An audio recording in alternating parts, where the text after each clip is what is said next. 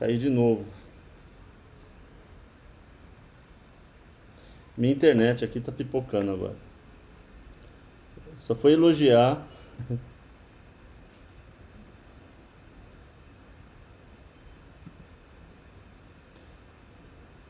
Vocês estão aí? Vocês me ouvem? Sim. Sim, Yes. desculpem aí a minha internet tá, deu, sei lá, acontece, deu uma instável de repente. É porque eu elogiei aquela hora, não pode elogiar. Deixa eu ver se eu tô mandando um vídeo, eu acho que é esse aqui, né, que eu tô mandando. Não, tô mandando aqui da tela. Tá bom, tanto faz. É esse aí, é esse aí. Tá bem, vamos lá. O objetivo no si não é só conhecer a Bíblia por conhecer, é conhecer Deus, né? O nosso desejo é conhecer a Deus. Gosto muito desse pressuposto, acho muito importante. Essa ideia do Mar Morto, né? Cuidado com o efeito do Mar Morto, é aquela coisa de ficar reconhecendo, recebendo, mas não transmitir, né? Não passar para as pessoas. Isso é muito Otávio, perigoso. Sim. a gente não tá vendo seus slides, tá vendo só você. Ah, é? Então eu vou pôr para vocês aqui.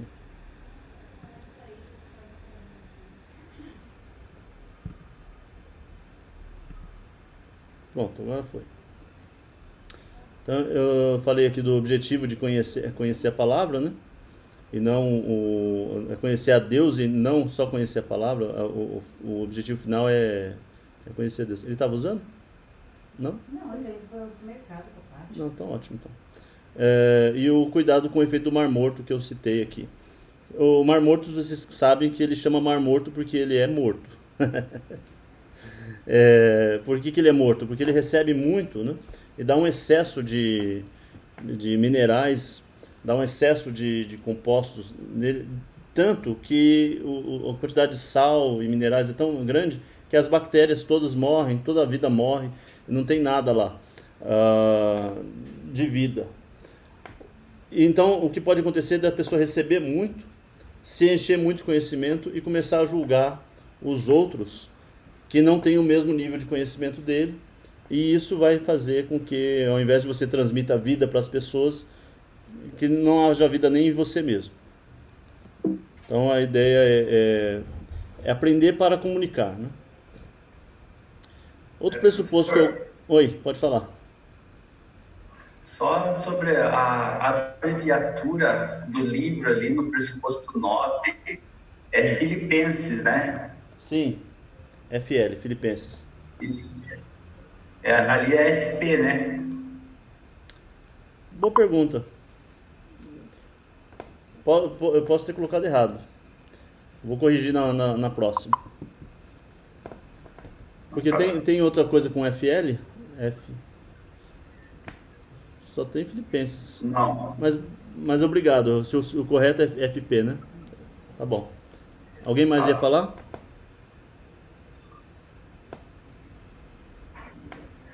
Só deixa eu consultar os colegas. Tá cortando bastante aqui para nós, tá parando bastante. Tá para todo mundo ou será que é só com a nossa transmissão? Aqui tá tranquilo, mano. Aqui Aqui tá também, se Tá, então. São muitas internets, né? Aí é complicado. Então acho que é aqui com a gente. Tá bom, muito obrigado. Tá bom? Tá bem, então eu vou falando mais pausado, de repente.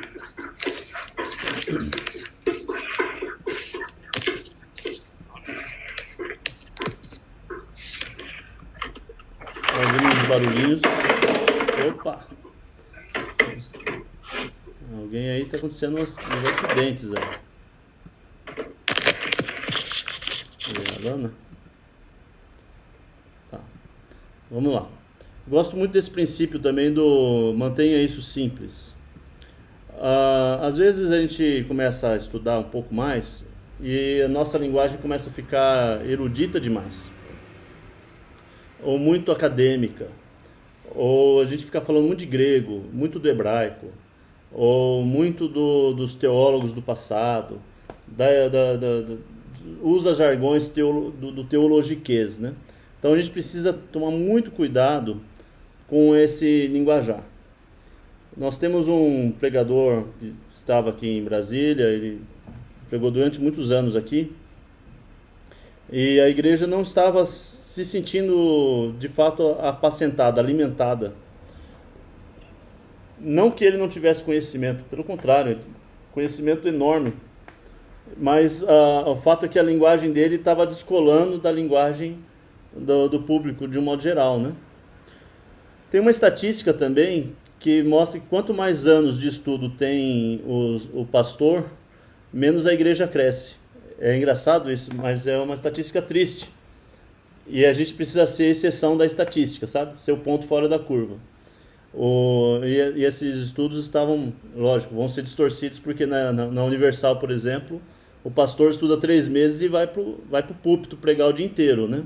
Só repetindo aquilo que ele aprende lá do pastor mestre deles lá, o Edir Macedo.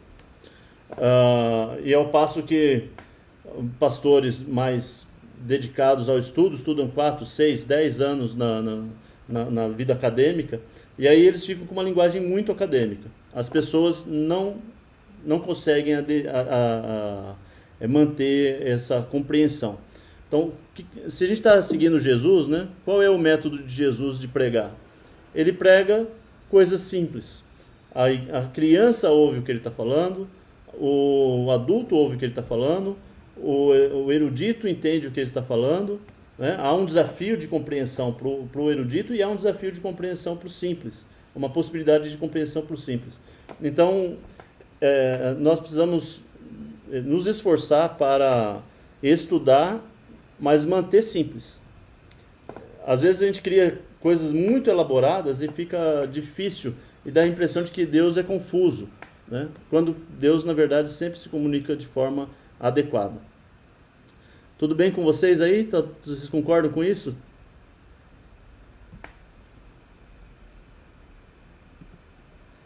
Já perceberam alguma coisa assim? Super concordo. Já tiveram aulas que você teve que procurar um dicionário depois? Sim. Fala, Chan. Eu acho que também depende do público, né? Tem, às vezes, essa linguagem mais culta, né?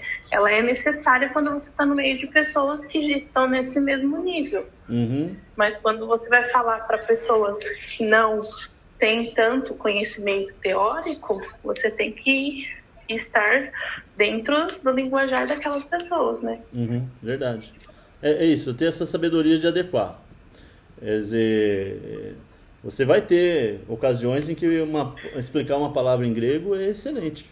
Eu, eventualmente, recorro a esse recurso. É uma boa coisa. Às vezes a tradução não deu o peso da palavra. Então, algumas palavras são tão grandes que a tradução não dá conta. A palavra shalom é uma palavra que ela tem um significado tão amplo, tão mais profundo do que só ser traduzida para paz, né? Então, eventualmente, você, na sua pregação, explicar um significado maior de uma palavra. A palavra propiciação é um palavrão, né? No sentido bíblico, teologicamente é muito profundo. Então, você lê um texto que fala propiciação, propiciação, propiciação, propiciação, aí, poxa, você vai precisar explicar o que aquela palavra significa. Você vai precisar sair um pouco da linguagem comum e partir para uma explicação. Mas mesmo assim, o que fica muito denso? Às vezes, no mesmo sermão, você explica 6 palavras e usa 6 palavras em grego poxa, vai ficar muito complicado, né? Num estudo. Você vai falar 10 definições importantes. Não dá, né? Tem que ser uma coisa mais simples. Inclusive para que seja comunicado. Tá?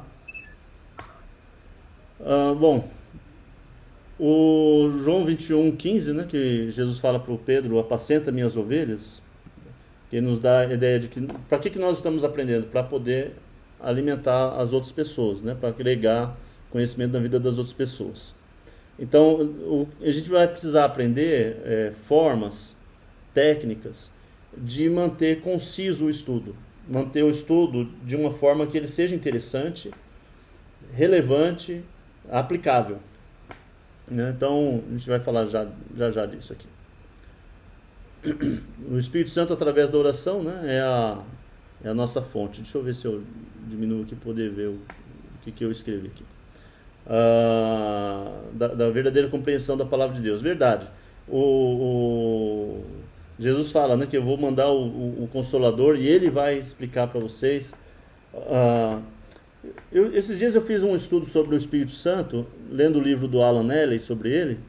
Eu achei muito interessante, porque ele está falando, na verdade, a palavra de Deus, ela foi inspirada pelo Espírito Santo, e quando nós lemos a palavra de Deus, nós temos que ter a condição de entender, porque foi o Espírito Santo que revelou, e a ação do Espírito Santo aconteceu na revelação, e hoje em dia, tanto nós que somos cristãos, quanto outras pessoas podem entender a palavra de Deus.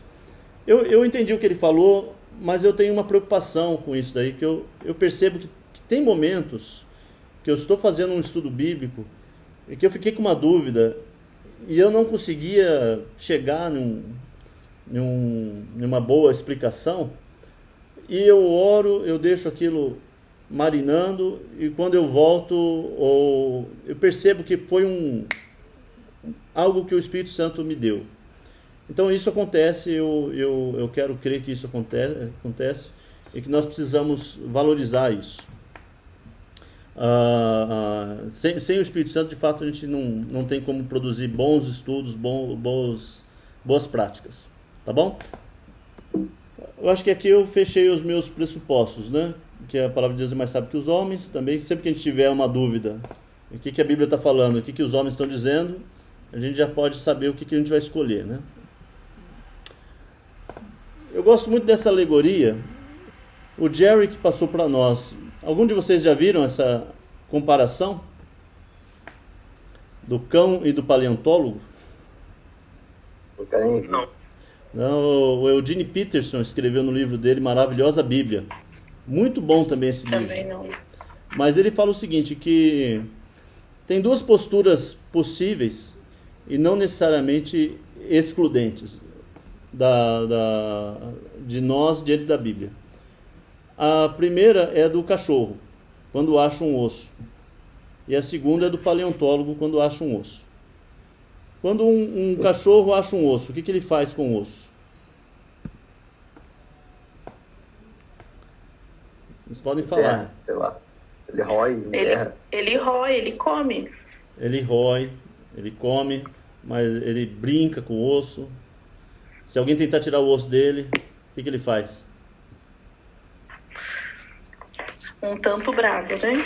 Ele briga pelo osso, ele luta, né? Ele esconde o osso. O que mais que ele faz com o osso? Ele enterra o osso também, né? Às vezes enterra, esconde para ninguém achar, depois ele desenterra. Mas o fato é que no final, o que ele faz com o osso? Ele come o osso. E o osso passa a fazer parte dele, né? Ele se alimenta daquilo, o osso de uma certa forma o transforma. Vocês estão entendendo? Porque agora ele tem aquela energia, aquele insumo, aquelas vitaminas, proteínas que tinha dentro daquele osso, né? Do tutano lá que ele conseguiu adquirir, mas o osso passou a fazer parte dele. E eu vou dizer, hein, os bichinhos se divertem, né? Você vê, o cachorro joga pro alto, guarda na casinha, rola com o osso. A gente pode até dizer que ele ama o osso. Não é? Já o paleontólogo, o que ele faz quando acha um osso?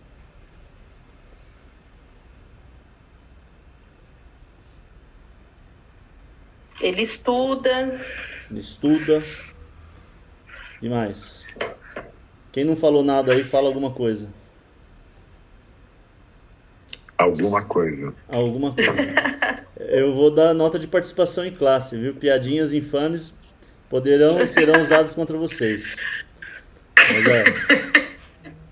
só para efeito de controle, quem que falou alguma coisa aí? Luiz. Pode anotar aí. Não, Menos um na nota aí. Não, pelo contrário. É pouco positivo pelo espírito, por ser o espirituoso. paleontólogo, Aham. o paleontólogo, quando ele acha algum fóssil ou algo parecido, a busca dele é tentar ver a veracidade, medir anos, né, usa carbono 14, enfim. Ele se aprofunda para ver a origem, né, e ver e a região, enfim. Ele faz um estudo mais abrangente daquilo que ele encontrou. Isso, ele data o osso, né? Ele analisa, pesa, vê a densidade, procura saber da onde que é aquele osso, onde ele se articula com um outro, vai tentar definir qual a espécie de origem, vai, dependendo do valor do osso, ali, da importância daquele osso, ele vai ser famoso por causa do osso. Ele vai apresentar o osso num museu, vai fazer palestras sobre o osso, mas ele nunca vai comer o osso. O osso não vai fazer parte dele, ele não incorpora. Vocês estão entendendo aí a analogia, né? A diferença? E a pergunta para nós é: que tipo de estudante da Bíblia nós queremos ser, né? O cachorro que se diverte, que brinca, que luta pelo osso, que ama o osso e que come o osso, e no fim o osso passa a fazer parte dele? Ou nós vamos ser como o paleontólogo, que vamos classificar o osso, medir o osso, explicar o osso, apresentar o osso, ser famoso, ganhar dinheiro por causa do osso, mas o osso nunca vai fazer parte de nós, né? O que vocês acham sobre isso? Que considerações vocês têm aí sobre isso? Por isso que eu amo os cachorros. Eu também gosto dos cachorros também, mas eu não gosto muito deles com batata.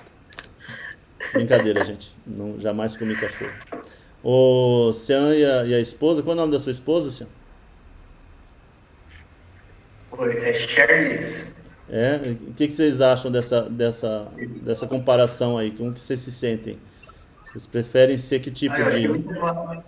Eu achei muito válido, porque principalmente para nós, à medida que a gente foi aprendendo, estudando mais a Bíblia, a gente começou a praticar, a viver o que a Bíblia ensina. Isso é uma demonstração que o osso está fazendo parte da nossa vida, né? A gente não está só expondo para os outros, mas a gente está vivendo aquilo também. Pronto. É muito aquilo que o Esdras escreveu, né? O Esdras 7:10, que é a ideia do se dedicar no estudo, na prática e no ensino, né? Alguém aí que ainda não contribuiu, ainda quer fazer algum comentário?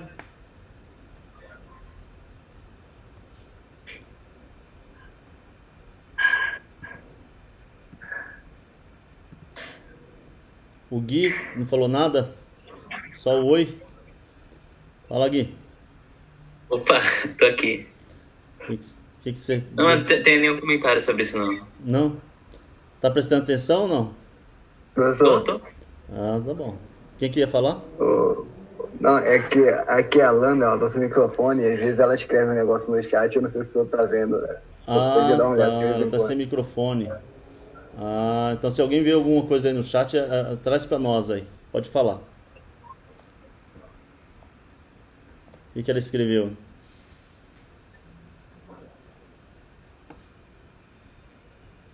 Quem que falou? Ela escreveu, mas foi referente aos pressupostos. Ah, tá. Mas pode ser, pode voltar um pouquinho, não tem problema não.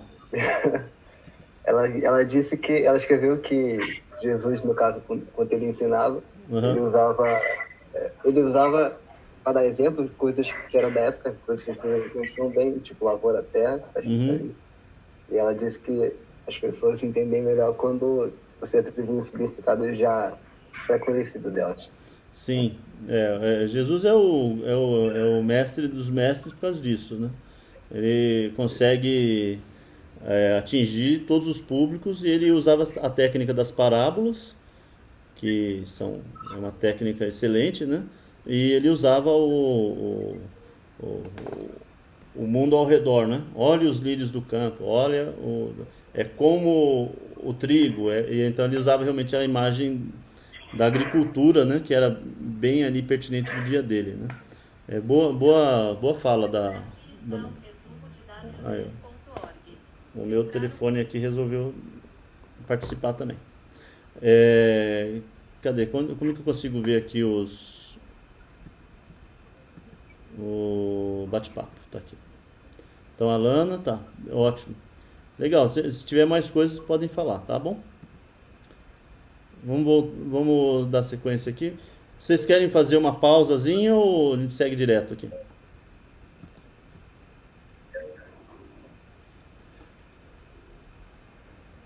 Por mim, tudo faz. Deixa eu ver que horas são agora. Tá, tem mais uma horinha aqui. Eu estava conversando com o Júnior ontem, falando que ia começar a aula hoje e tal. Ele falou, vai começar amanhã, mas amanhã é dia de folga deles.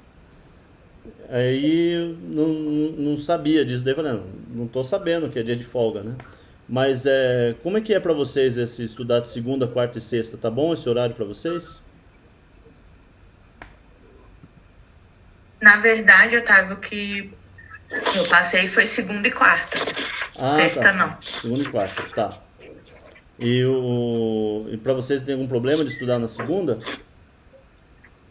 Não, tranquilo. Não, né? Pra quem tá de quarentena mesmo, não faz diferença se é segunda ou se é domingo. Tá.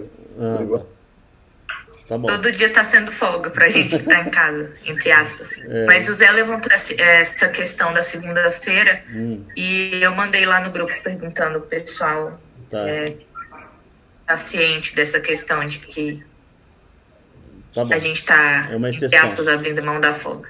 Tá bom. Se caso a quarentena for retirada e a gente precisar mudar o horário, depois a gente conversa, né, de acordo com as necessidades aí do grupo todo, tá? Lu, o que você tem achado até agora? Tá tranquilo? Tá aproveitável aqui a nossa conversa? Sim, eu tenho gostado bastante. Achei bem legal essa analogia do cachorro com o osso e do paleontólogo. Eu acho que é algo que nós cristãos precisamos ter em mente, né? De não só, ainda mais pensando no tema do curso, não só a gente querer aprofundar nas escrituras, mas que isso faça parte presente das nossas vidas, né? Então, quando o cachorro rói o osso, aquilo faz parte, compõe o corpo dele, né? Então, que as escrituras e a palavra de Deus possa compor a gente, não só para ensinar, mas como você citou Esdras, né? Para a gente estar praticando também. Legal, bacana. Muito bom. Realmente eu tenho assim, gostado muito dessa analogia do Eugene Peterson, como eu falei no livro dele lá, do Maravilhosa Bíblia, né? Então, é muito bom pra gente lembrar desse alerta, né? A gente não incorrer nesse erro. Agora, aqui seria o chamado método histórico crítico, que é o método do texto a paráfrase, né? Do Brian, que eu mandei para vocês em PDF. Mesmo que vocês não tenham lido, aí é importante vocês lerem, tá? Eu recomendo muito que vocês leiam. E é fácil, você pega 20 minutos, lê um capítulo, mais 20 minutos, lê outro capítulo, assim vai.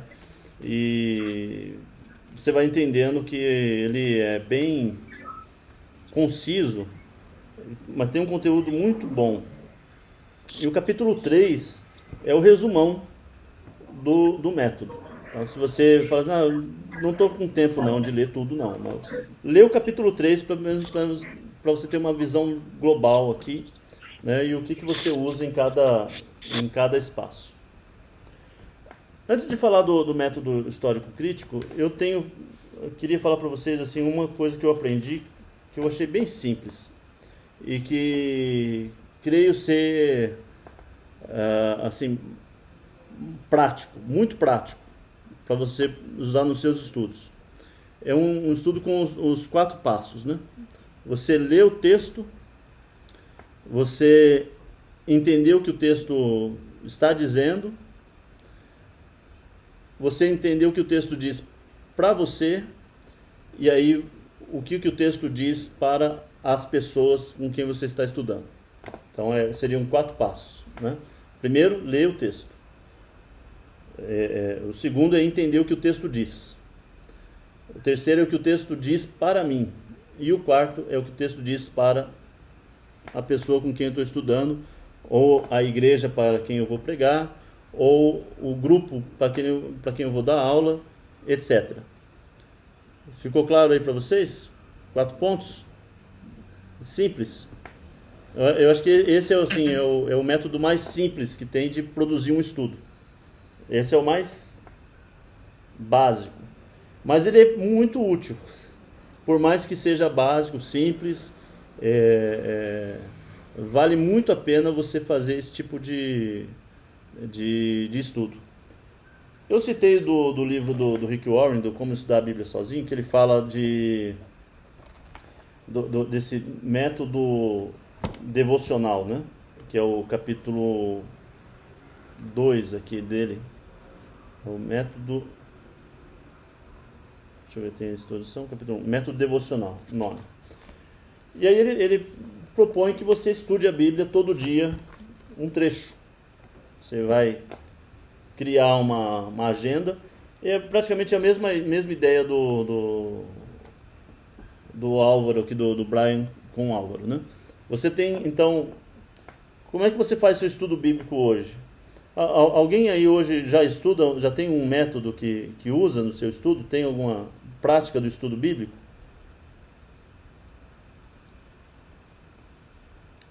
Ali, fala. Eu uso o Reia que eu aprendi com o Enio Latorre. É um tempo aí, geralmente não, eu só uso isso toda vez que eu vou estudar. Sozinho, né, no caso. Ou até quando tem que dar aula, assim, né, em ambiente, quando tem gente mais velha que eu, que já estuda bastante, quando não é criança. Quando não é aula dominical de adolescente, eu uso o Reia para fazer a... Esclarece para nós aí, como é que é o Reia? O Reia, ele é muito parecido com esse do livro, que é o R de referência, o E de explicação, I é ilustração e o A é aplicação.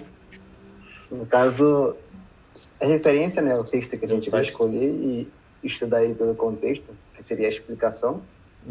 Daí, para explicar ele, tem que explicar pelo contexto, estudar o contexto igual está escrito nesse livro aí, que deu pra gente. Daí a ilustração é só exemplificar mesmo, pegar uma ilustração, pode ser da Bíblia, pode ser da vida, mas da Bíblia é sempre mais recomendável, né? A Bíblia tem muita história boa, muita ilustração. E a aplicação seria a paráfrase que também está escrito no livro, que é pegar isso e trazer para o nosso contexto, fazer algo atual, né? Adequado para gente. Legal, bom. Eu já tinha ouvido o Ronaldo, que conviveu muito com o Enio, fala desse método também, né? Do Reia. Gostei, bacana. Mas alguém tem algum outro diferente que usa também?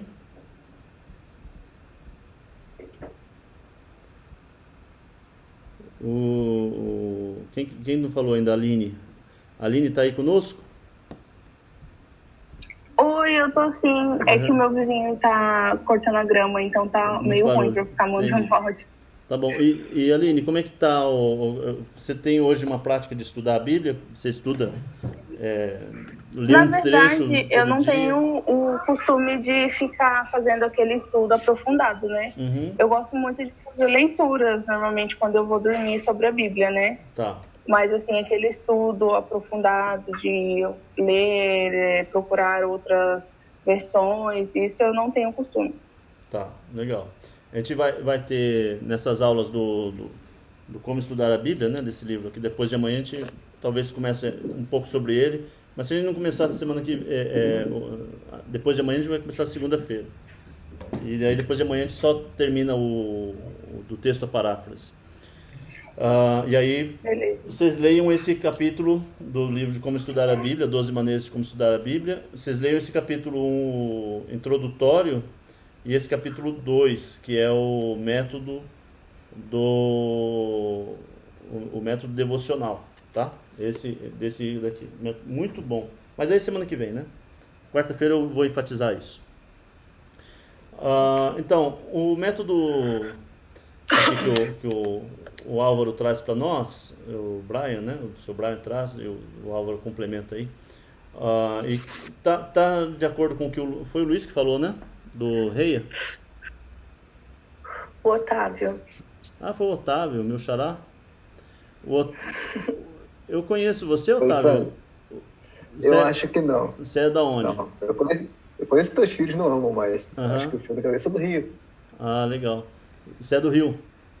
Tá. Você é da família lá do Lucas Braz?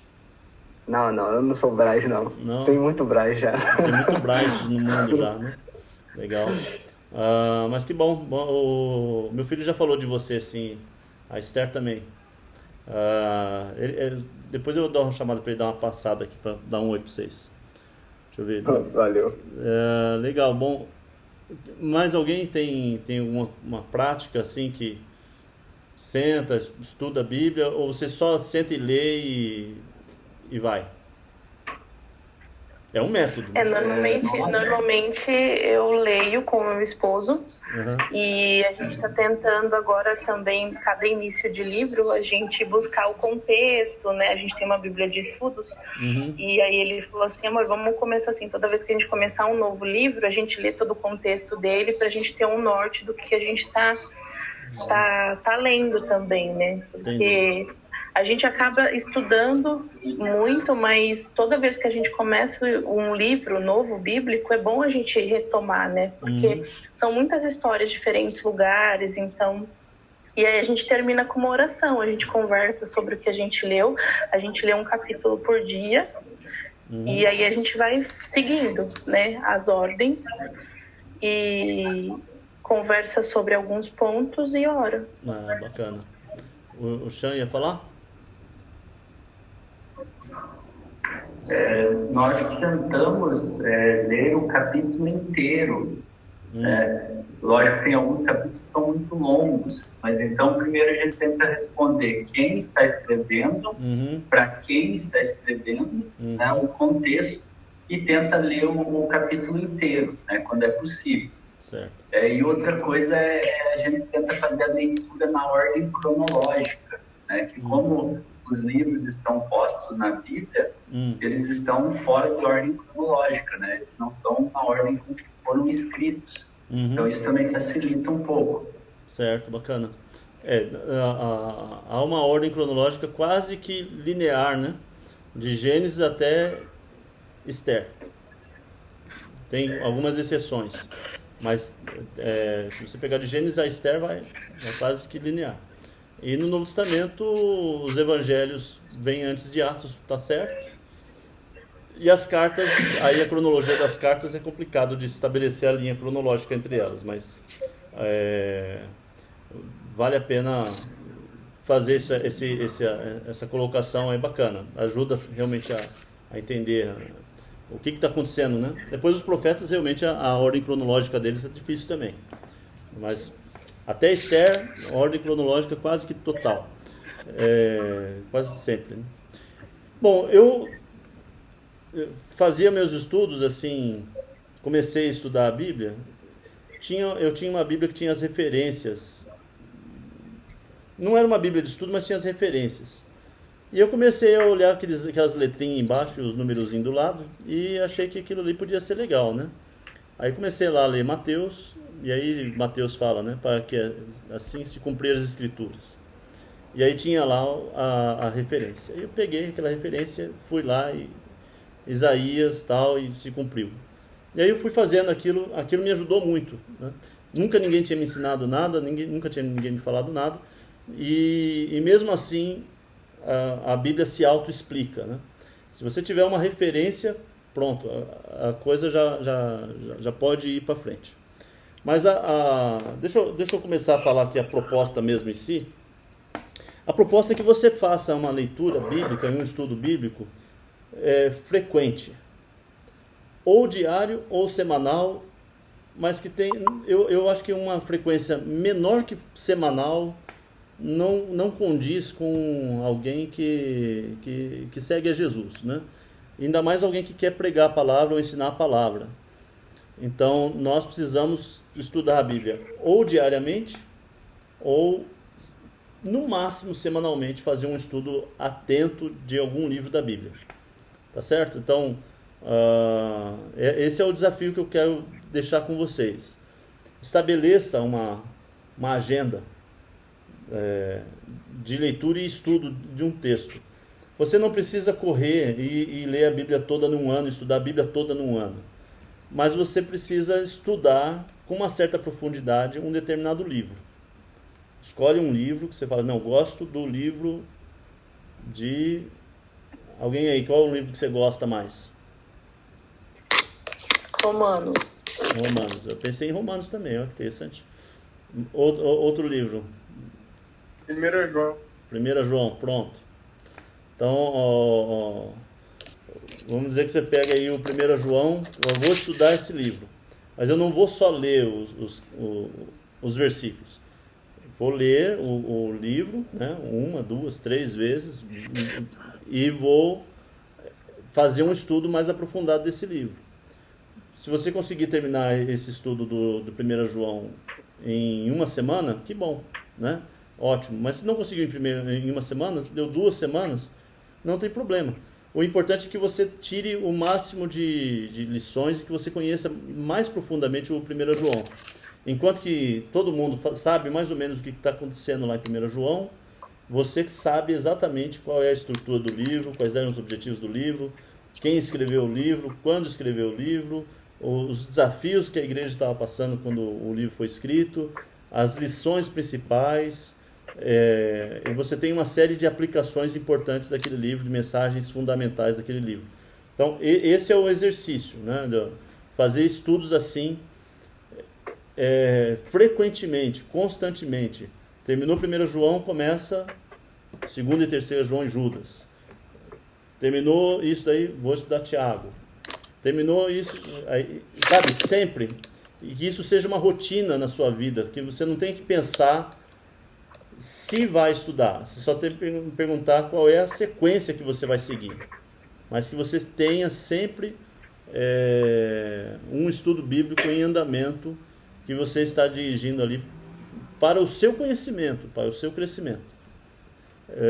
Isso eu diria para você, se você fizer isso, valeu o curso. Você já vai sair de um patamar de conhecimento bíblico para outro patamar. Já é maravilhoso, né? Agora estamos em outro patamar.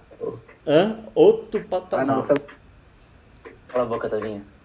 Foi mal, eu não podia resistir a isso. O que foi? Algum jargão interno aí de vocês? Ele é flamenguista, ele fica falando outro patamar. Ah, tá. Não, mas agora está suspenso o campeonato. Está sendo tão tranquilo a vida. Aqui em Brasília, flamenguista é impressionante. 60% do povo aqui é flamenguista. É demais. Eu vivia em São Paulo, eu achava que a torcida do Corinthians era a pior coisa do mundo, né? Aí eu vim pra cá e descobri que eu até gosto dos corintianos. Mudou bastante a minha vida. Mas bom, vamos lá. Vamos falar então do método aqui do texto à paráfrase, né? Eu estava estudando em Osasco, eu estava indo em Osasco, na igreja lá, no primeiro ano de conversão, e o irmão Miguel, que é irmão da Dorcas, irmão da Ismênia, lá do metrô, não sei se vocês conhecem essas pessoas, mas são irmãos da igreja, e ele nem está na igreja mais hoje, mas ele dava aula para os jovens lá em Osasco. Ele falava, vamos estudar esse livro aqui. Aí eu falei, poxa, vamos estudar um livro da Bíblia, né? Ele, não, vamos estudar isso aqui que vai ser bom. E ele pedia para mim para fazer os resumos, digitar o resumo.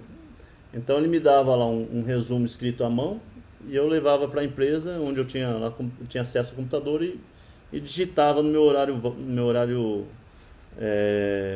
de vago, né? O horário que eu tinha tempo lá na empresa. Às vezes ficava até depois do horário só para fazer isso aqui para ele. E aí foi uma das coisas ótimas que aconteceu para mim, porque eu li o livro por tabela, né? Assim, ele lia, fazia o resumo e eu digitava o resumo e fui entendendo isso aqui. Gostei demais e me ajudou até hoje. Eu uso esse material aqui. Deixa eu diminuir aqui a tela. Vocês estão vendo aí a apresentação do PowerPoint, né? Então vamos falar um pouquinho de algumas definições, né? A palavra exegese, que é a palavra extrair para fora, né? Tirar algo para fora. O mais egeomai, que quer dizer conduzir para fora. Então é como a mulher grávida e é usada para isso. Mulheres que ajudavam as parteiras, né? Que ajudavam a mulher a ter o filho. Então, nós não tiramos o filho à força do texto. Nós só ajudamos o texto a expulsar para fora aquilo que ele já tem, entendeu? É muito bom isso aqui, essa ideia. Então, é um estudo do texto original, né, que o autor tinha em mente ao escrever o livro e tal. Só que aqui, nós do curso aqui, seria bom nós fazermos exegese, mas a definição de exegese tem a ver com o texto original. Por isso que nós estamos chamando o nosso curso aqui só de hermenêutica, que a hermenêutica seria mais uma atualização, ou o que o texto está dizendo, é uma interpretação do texto, uma vez que você extraiu já do original para o português, né? Como nós não temos aquele grego substancial que você possa fazer isso, eu até tenho, e alguns de vocês têm um conhecimento do grego, mas o que vai acontecer? Você vai usar aquelas ferramentas no computador, né, no celular, ou dicionários, que tem lá o texto interlinear, você pega lá, tem as palavras em grego. Então, nós fazemos um tanto de exegese, mas não é exatamente a definição que seria ler o texto só no original, né? Pegar purinho lá o grego e ler o texto e sair fazendo a interpretação. Então o que nós fazemos não é isso. O que nós fazemos é mais hermenêutica. Só para esclarecer aqui as definições. Mas gosto dessa ideia aqui da exegese. Quer dizer, entrar, ficar e sair. Então, você vai ler o texto lá do multiplicação dos pães. Então você entra naquele ambiente, você passa um tempo no texto, sabe? Você vivencia a cena. Você imagina lá que você é um dos 5.000 que está com fome, né? Em um outro momento você imagina que você é aquele jovem que tem os pães na mão lá, e os 2 peixes. Em outro momento você pensa que você é o André, que é o discípulo que fala, não tem dinheiro para isso, acho que é o Felipe. Um deles que fala isso. Aí, talvez você vai trocando, sabe? Passa um tempo dentro daquela cena. Você monta a cena na sua mente, você passa um tempo, você ouve as palavras de Jesus, você ouve as respostas das pessoas, você dá uma olhada no olhar das pessoas com fome, e aí Jesus orando e de repente saindo pão da mão de Jesus com peixe, indo, sabe, distribuindo. E aí você vê o olhar de espanto das pessoas ali, a ver o pão não parar de sair, né? E todo mundo comendo e se satisfazendo. Deu até fome agora, né? Então, vocês estão entendendo? Então você entra, você fica, você absorve, é como se você entrasse no molho, sabe? Se fosse um pedaço de carne, entra no molho, e aí você pega aquele gosto, né? Que nem uma batata que você cozinha na carne ali, ó. Tô com fome, quando a gente com fome, esses exemplos em tudo de comida. A mulher já falou que vai fazer o almoço aqui. Mas você entra, você absorve aquele gosto, e aí você sai, e você foi transformado. E essa transformação de você vai sair e transbordar para aqueles que você vai ensinar. O Zé Ailton, que é um irmão aqui da igreja, ele sempre fala, né, que na verdade a gente estuda até encher o copo. E o que a gente passa para as pessoas é o que transborda do copo, né? Então, essa é uma coisa legal. Eu gosto muito disso aqui. O que vocês acharam dessa definição? muito interessante e, na verdade, muito significativa, né? Para a gente também explicar isso, o que é, né, que a gente está estudando. Porque são palavras que não estão no nosso vocabulário, né? Normalmente, hermenêutica. As pessoas até acham chique, né? Acham, nossa, exegese. E você trazer também a simplicidade da palavra, né? Tipo, a tradução dela, o que ela significa, né? Eu tô falando dessa experiência de você ficar no lugar, sabe? Tem uma passagem de Deus falando com Moisés, fala: Moisés, vem pro monte e fica no monte. Entendi. A nossa tendência, por causa da nossa ansiedade, é você pensando... Imagina que você está subindo no monte. Lá, 800 metros de caminhada, para cima. Você está pensando em chegar lá em cima. Aí quando você chega lá em cima, qual é o seu pensamento? Como é que você desce? Você está ansioso já em pensar em descer, como é que vai ser a descida e tal. Mas o que Deus fala para Moisés é: vem para cá e fica no monte. Parece até um pleonasmo, né, de Deus falando com ele. Fica e curte estar aqui, sabe? Esteja aqui, agora. Então, quando eu estiver estudando um texto, onde eu estarei? Naquele texto. Eu entro e fico um tempo, sem a necessidade de sair dali correndo. Eu faço mais perguntas para o texto, eu elaboro ele, eu vivo ele, até o ponto que ele de fato tem algo para me dar, e aí eu saio. Vocês estão entendendo? É que nem o Jacó lutando com o anjo. Vocês lembram da frase do Jacó para o anjo?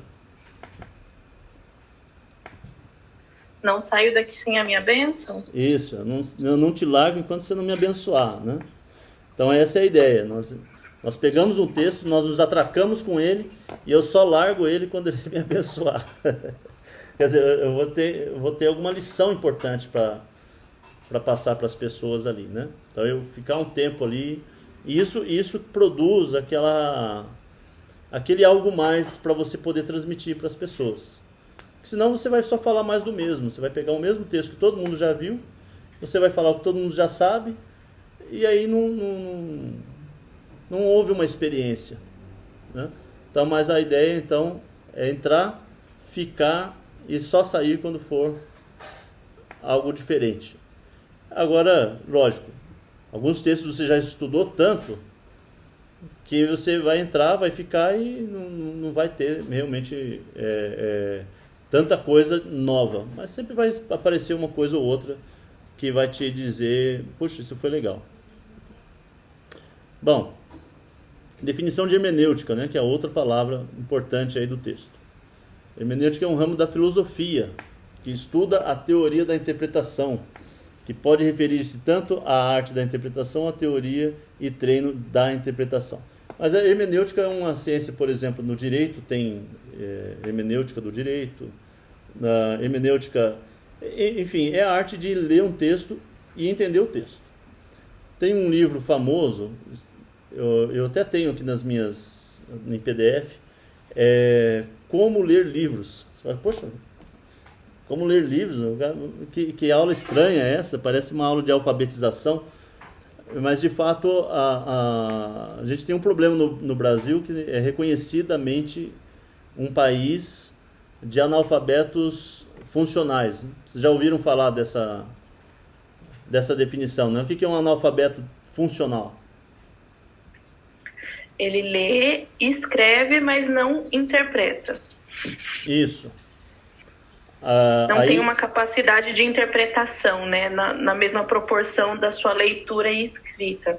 Isso. E eu acho que isso explica muita coisa no Brasil, né? As pessoas não leem um manual de um equipamento que elas compram. Aí não sabe das funções que tem, não consegue aproveitar as coisas. Agora, o que eu tenho percebido, que muita gente está subindo de nível em conhecimento, porque agora tem o YouTube. O cara compra um negócio, ele não sabe usar, ele entra no YouTube lá e aprende. Porque ele não vai ler o manual, né? Isso não vai rolar. Mas alguém ler e explicar para ele, em 5 minutos, 10 minutos ali, faz. Já viu? Alguém já fez isso aí, não?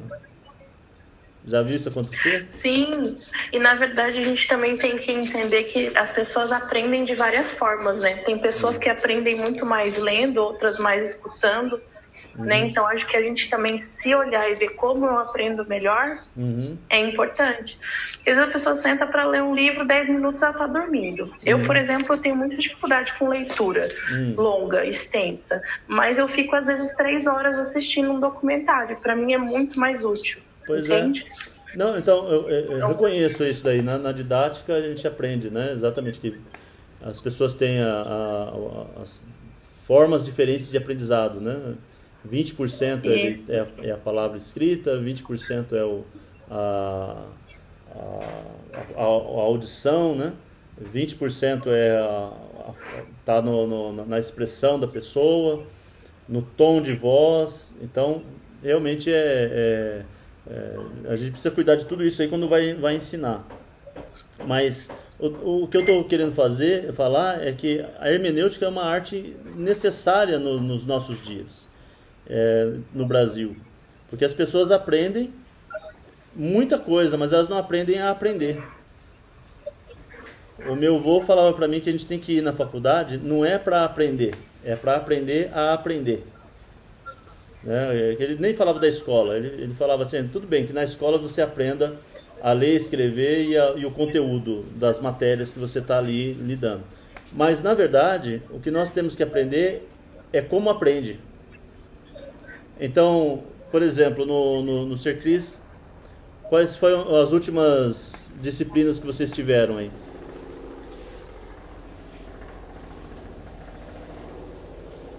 Catolicismo, estamos fazendo.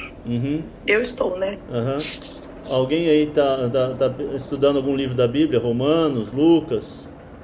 Ou teve alguma matéria assim? Apocalipse, a gente está estudando. Oi? Estamos estudando Apocalipse nas terças e quintas. Ah, tá, então. Apocalipse. É lógico que é muito bom você estudar o Apocalipse. E quando você está estudando Apocalipse, você vai vendo como que o professor faz e automaticamente você está aprendendo como que aprende. É verdade, isso acontece. Mas o ideal seria que você aprendesse como é que o professor sentasse com você e falasse, olha como é que eu estou aprendendo Apocalipse.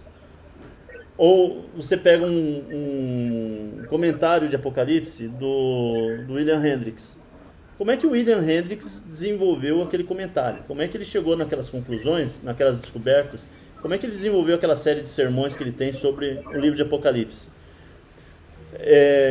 Eu gosto muito de usar os comentários, gosto muito de usar os livros que os irmãos já escreveram. Mas o fato é que eu queria mesmo era eu escrever aquilo ali. Ter a condição de pesquisar e produzir aquilo. Entendeu? Então, a hermenêutica nos dá essa ferramenta, né? Tem um teórico da pedagogia, chama-se Piaff. Ele é um ítalo brasileiro. Ele tem uma frase muito boa. A frase dele é a seguinte, que no Brasil tem muitos alunos, mas pouquíssimos estudantes. Vocês percebem a diferença de aluno para estudante? Qual que é a diferença de aluno para estudante? Professor? Oi. Pode? Pode falar. O aluno é aquele que está na sala, ele recebe o conteúdo que o professor dá, ele recebe... Enfim, ele aprende aquilo que o professor passou. Certo. Mas é isso. O estudante é aquele que ele estuda, ele não depende de um professor para passar o conteúdo para ele. Ele vai pegar o livro, ele vai estudar, ele é autodidata. Ele pode receber de outros também, mas ele vai sempre estudar por conta também. Sim. Sempre se aprofunda, pesquisa. Isso, então, o que eu quero muito nesse curso aqui é ter mais estudante do que aluno. A palavra aluno, a origem dela, vocês sabem qual que é? Sem luz. Sem luz. E que precisa ser iluminado por alguém que tem luz, né? Então, essa definição é horrível, né? Péssima. Tá correta, mas eu tô falando assim, alguém me chamar de aluno e eu ficar feliz com isso, eu realmente não gostaria, né? Por isso que eu não quero ter alunos, eu quero ter estudantes aqui no curso, tá certo? O estudante, então, tem uma postura muito mais ativa. O estudante, E estudar é uma coisa muito pessoal, muito particular. Estudar é uma coisa que se faz muito no individual, solitário. Você está num canto, ali com a sua Bíblia, fazendo esse estudo. Quando nós estamos numa classe, nós estamos debatendo aquilo que você estudou. Por isso que eu passei para vocês os capítulos do livro, e a ideia era a gente sentar e conversar sobre aquilo que vocês estão estudando, né? Mesmo que isso não aconteceu hoje, vamos ver se a gente, na próxima aula, a gente tenha mais isso, né? Mas sempre o estudo é algo que é você que faz, né? O professor só ajuda, dá alguma orientação, falando, ó, estuda aqui, estuda ali, vai para lá, vai para cá, né? Mas o verdadeiro estudo acontece você fazendo. Fala, quem é o Sean que ia falar?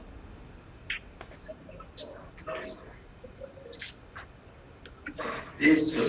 Eu ia comentar sobre uma dificuldade que nós temos. É a diferença entre a alfabetização e o letramento. Né?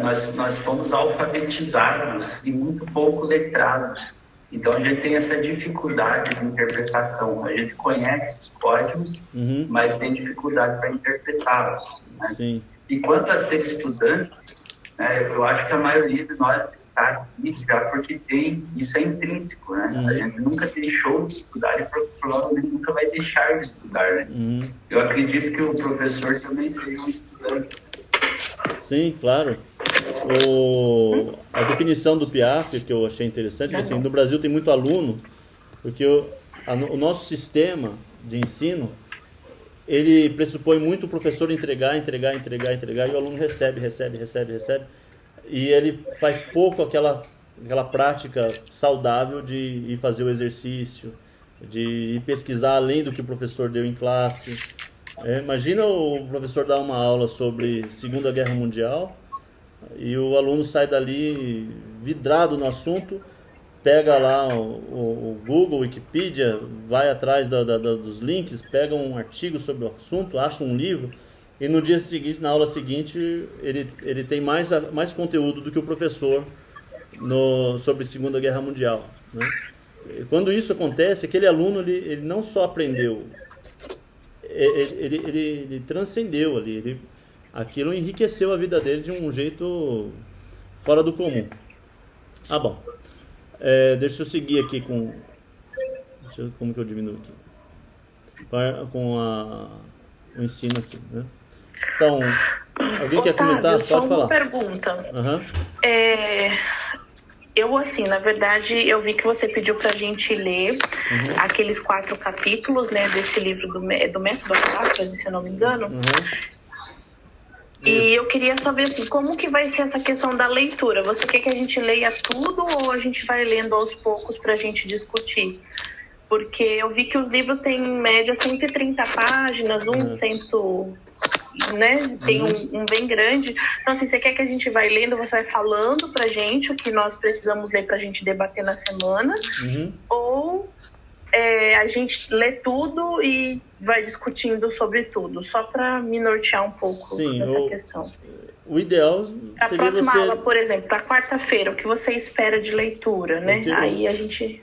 se vocês tivessem lido o capítulo 1 ao 4, aí só sobraria do capítulo 5 ao 8, né? Para ler.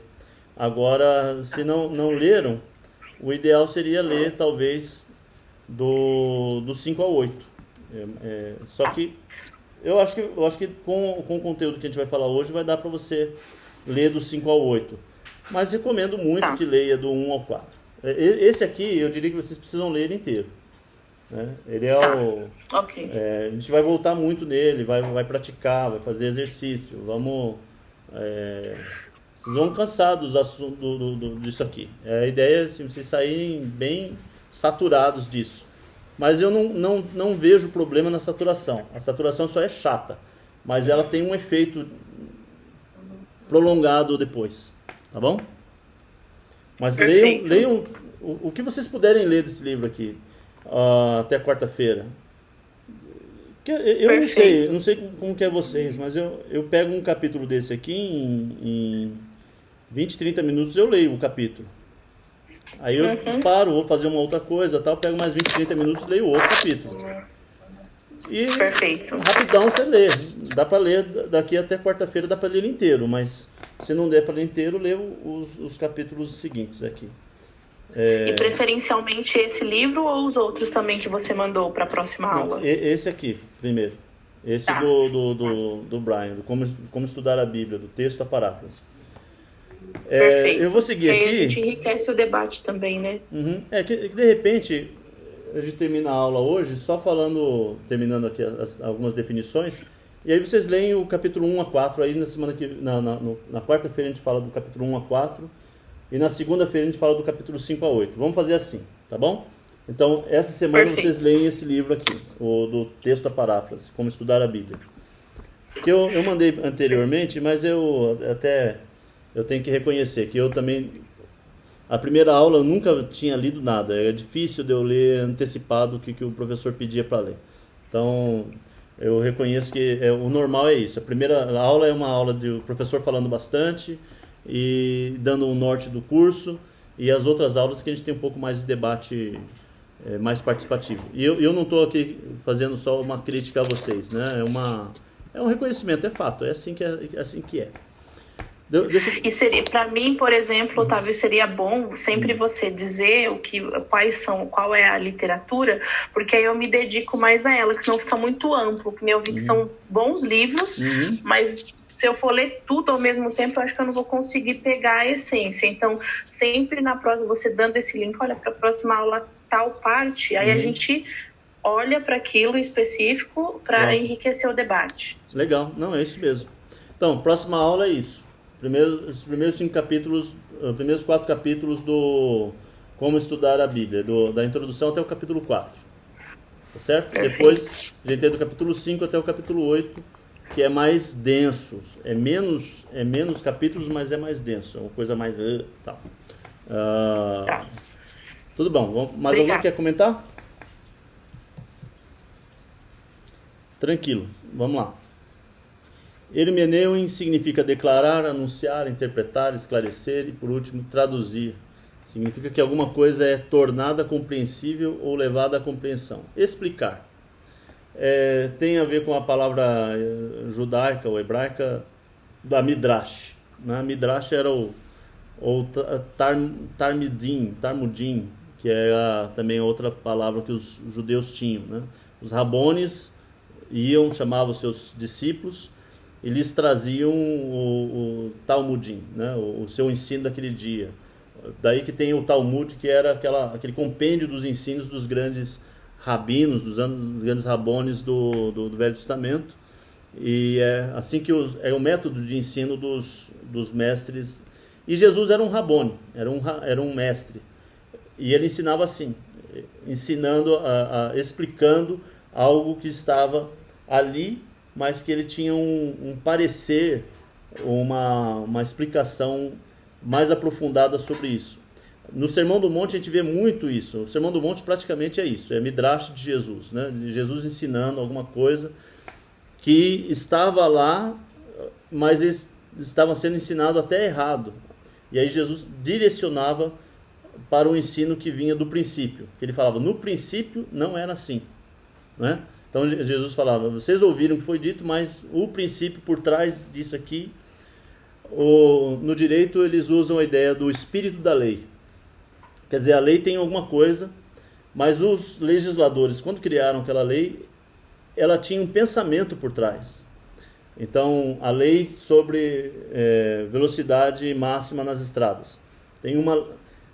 A lei o carro não pode ultrapassar aquilo, porque senão ele é multado. Mas qual é o princípio por trás daquela lei? O que se deseja com aquilo? Qual é o princípio por trás dela? Vocês podem responder. Segurança. Diminuir acidentes. Numa época era preservar o petróleo, porque o carro a mais de 80 por hora gastava mais petróleo. Na crise do petróleo era reduzir o consumo de petróleo. E algumas vezes tem um princípio político, né? Às vezes alguém muda a lei, abaixa ou aumenta a velocidade só para fazer tinha uma conotação política. Mas o princípio é a segurança das pessoas, né? Então, a hermenêutica faz essa busca de qual é o significado por trás do texto que está ali. Tem uma ideia por trás, e essa ideia que nós queremos saber para aplicar melhor aquela lei, ou aquela regra, ou aquele princípio. Tá certo? Então, na prática, é a análise do que foi extraído pela exegese. Então, você pega a exegese e ela extrai um conceito do texto. E aí você pega a hermenêutica e tenta trazer à luz dos nossos dias. Então, a exegese seria o texto bíblico de um lado, a hermenêutica seria os jornais do outro lado, né? Quer dizer, somando isso, você vai então ter uma interpretação para os nossos dias de hoje, para a nossa prática. Então, está aqui o círculo hermenêutico. Gostei dessa figura aqui. Você tem o texto, você tem o contexto, você tem a história, você tem o mundo atual e tem você. E principalmente tem o autor. No nosso caso, o autor é Deus. Então, ele com certeza está no centro, né? Jesus está no centro aí do nosso estudo. Mas o que vai influenciar na interpretação do texto? Esse círculo hermenêutico, então, ele tem esses princípios, esses caracteres aqui. O que influencia, os componentes, o que influenciam a interpretação do texto? O texto tem um significado, mas ele tem um significado à luz do contexto. A história vai motivar também a interpretação do texto. De acordo com o que se passa na história, aquele contexto vai ser visto de uma outra forma. O mundo atual traz uma visão sobre essa história, sobre esse contexto, e, portanto, o texto também é visto de uma forma diferente. E o leitor, você, com todo o seu background, com tudo o que você passou, com a sua história de vida, e as suas percepções, a sua inteligência, a sua imaginação, também vão somar com o que você entendeu do texto. Mas o principal é nós queremos saber o que o autor quis dizer quando escreveu o texto. Isso é legal. Eu gosto muito desse círculo hermenêutico. Vocês querem comentar?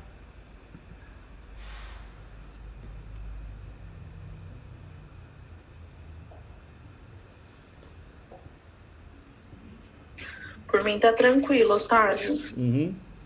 Tá. Bem explicado, você explicou bem. Bacana. O Paulo quer comentar um pouquinho, Paulo? Acho que ficou bem explicado. Uhum. A gente ter essa mente do autor realmente faz uma grande diferença no estudo, né? Uhum.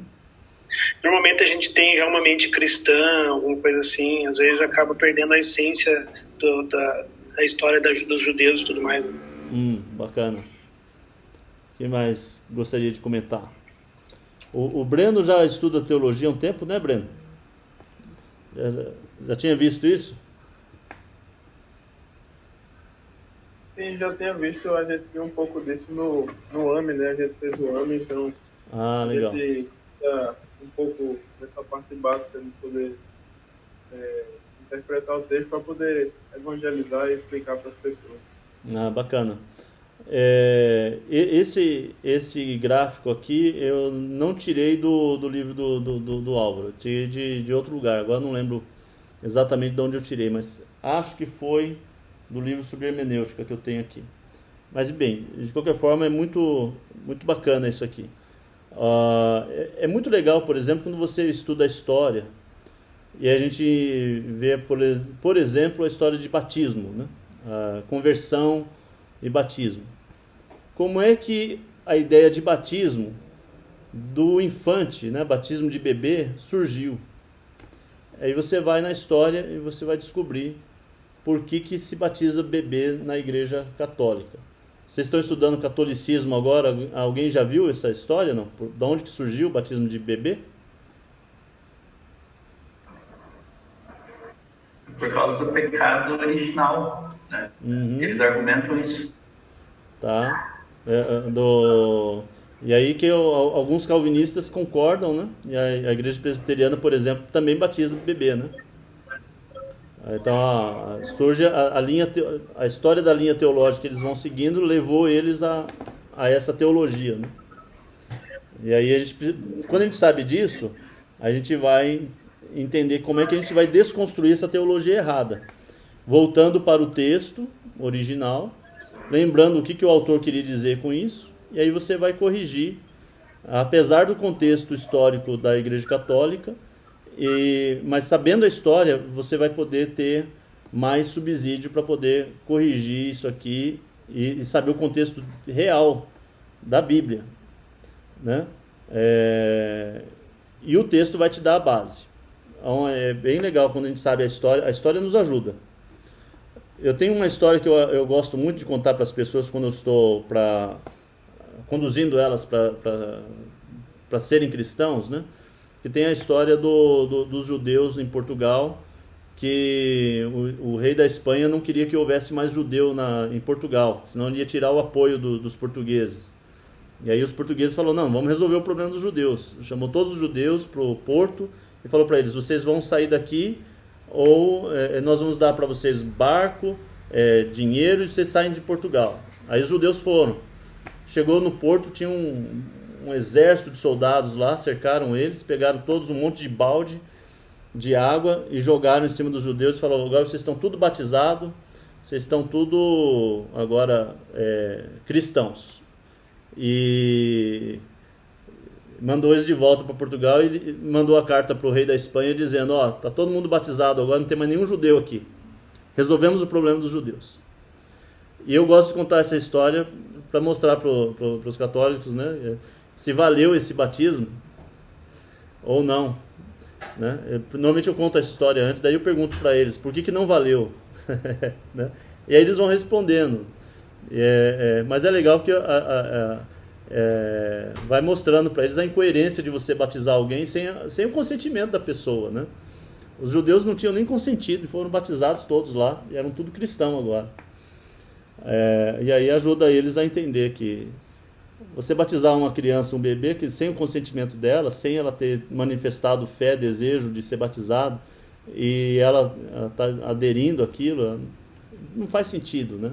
Por que aquele batismo dos judeus não vale e o do bebezinho vale? Então, às vezes você usar alguma história ajuda, né, a trazer um sentido para um texto. Bom, vamos seguir aqui.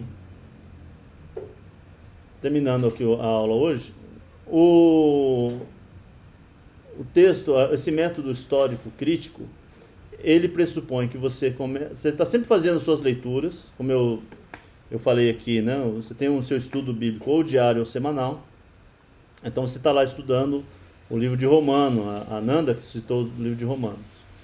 Aí ela leu o texto de Romanos 1 e 2. E aí o estudo ela vai falar, bom, que texto que eu vou usar? É o texto que você está estudando. Então, nesse texto você vai aplicar o seu aprendizado. Você vai pegar entender qual é o contexto do livro de Romanos. Você vai pegar quais são as palavras importantes daquele texto, a palavra-chave, palavras difíceis, palavras novas. Vai ver quais são as ideias que estão ali, que às vezes não aparecem nas palavras, mas as ideias elas transcendem as palavras.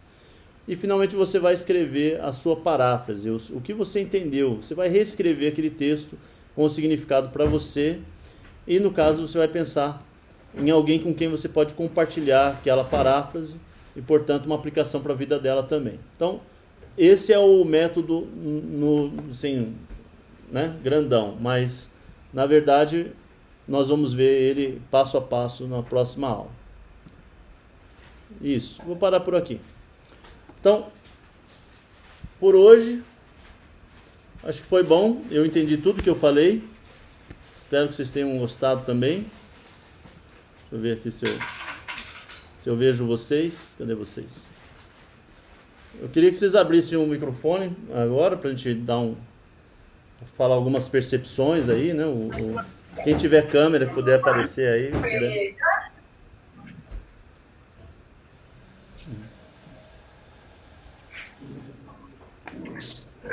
Eu gostei muito dessa primeira parte, porque a gente veio a gente foi evangelizado a princípio no meio pentecostal. Então lá existia muito dessa paráfrase, mas era a interpretação espiritual, né? Eles embasavam isso, dizendo que o Espírito Santo revelou isso para eles, e isso se tornava uma verdade, né? Uma interpretação pessoal da Bíblia, e eles passavam isso para os demais congregados.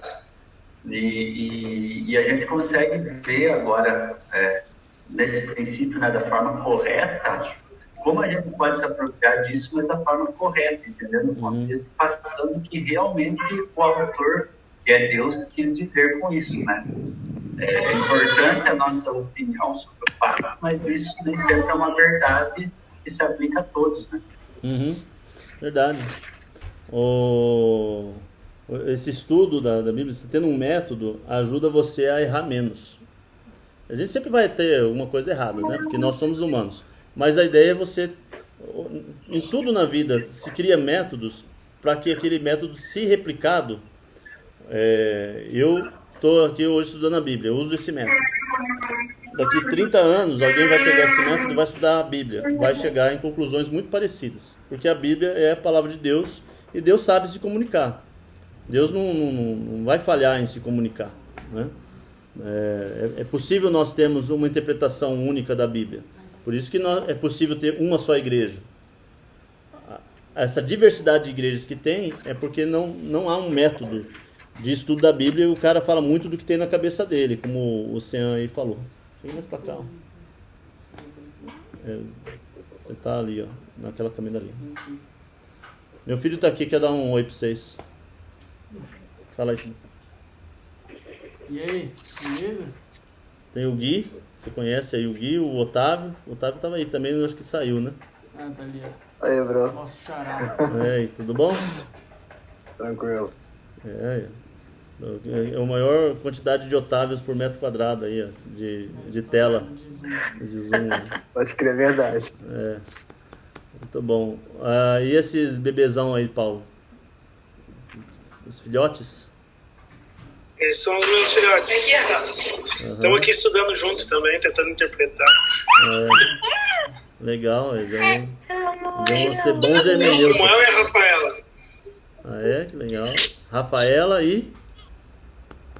Samuel. Muito prazer em conhecer vocês aí. O Sean também está com a esposa, também tem um bebê ali também.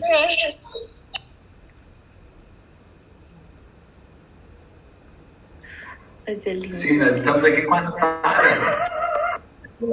Veio assistir o finalzinho da aula. Legal, bacana. Temos o Emanuel, também tem 4 aninhos, mas ele está brincando lá na sala. Deixa ele lá, tranquilo. Mas manda um abraço para ele, então. Então, tá bom, obrigado. Por hoje a gente termina aqui. Eu vou fazer uns exercícios, vou colocar no Forms, vou mandar para a Luiane, né? Com algumas perguntas para que vocês possam responder da aula de hoje. E quarta-feira vocês leiam os primeiros 5 capítulos desse livro, da introdução até o capítulo 4. Alguma dúvida? Perfeito. Nenhuma. Muito obrigada, Otávio. Muito bom, gente. Tranquilo. Deus abençoe Otávio, vocês. Valeu. Oi, Lu. Eu acho que a gente pode só ver a questão que você colocou na arte de ser segunda, quarta e sexta. Não sei se o pessoal prefere que seja só segunda e quarta, ou segunda, quarta e sexta. Tá talvez seja bom ver. Segunda e quarta pra mim tá bom. Então tá bom. Eu só tava preocupado se segunda podia ser. Mas aí se pode, então tamo tranquilo, tamo junto. Combinado. Tá bem. Quero mandar um abraço aí pra todo mundo, né? E que Deus os abençoe. Vamos terminar com uma oração. Amém. Quem que orou no início pra nós? João, que já saiu. Tá, então o Paulo pode nos dirigir na oração, Paulo? Eu não sei se vai conseguir ouvir que as crianças estão agitadas aqui. Tá bom, vamos tentar. Se não der, eu peço pro Breno. Mas vamos orar. Vamos orar sim, eu posso orar. Bora. Oremos. Querido Deus, mais uma vez nós estamos aqui reunidos como igreja, como irmãos. Obrigado, Senhor, por esse privilégio de podermos estudar a palavra, de podermos entender um pouco mais, Deus, da sua vontade para nós. Obrigado, Senhor Deus, por usar o Otávio para que ministre esse curso e que a gente possa ter o melhor proveito possível, Pai. Toda honra, toda glória, toda majestade, Senhor, dados a Ti. Em nome de Jesus. Amém. Amém. Glória Amém. a Deus. Amém. Muito bom. Amém. Obrigado pela presença de todos e nos vemos na quarta. Combinado, até quarta. Até quarta. Beleza. Valeu, Tchau. pessoal. Até mais. Até mais. Encerro aqui. A Lana também disse até mais aqui no chat. Tá bom, a Lana é a mudinha aqui do grupo. Um abraço, Lana. Até mais. Tchau, tchau. Ela riu. Tá dublando algum canal? Tá narrando. Narrando assim?